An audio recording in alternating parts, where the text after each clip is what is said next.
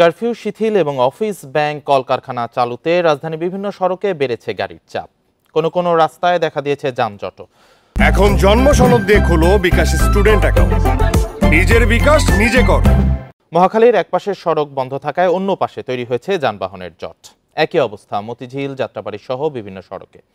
থেমে থেমে গাড়ি চলায় গন্তব্যে পৌঁছাতে অতিরিক্ত সময় লাগছে। এতে নির্ধারিত সময়ে অফিসে পৌঁছাতে না পারার কথা জানান অনেকেই। এছাড়া সকালে গণপরিবহন সহ অন্যান্য যানবাহন কম বলছেন অফিসগামীরা। রিকশা, সিএনজি পেতে দীর্ঘ সময় অপেক্ষার কথা জানান তারা। বাড়তি ভাড়া নেওয়ারও অভিযোগ অনেকের।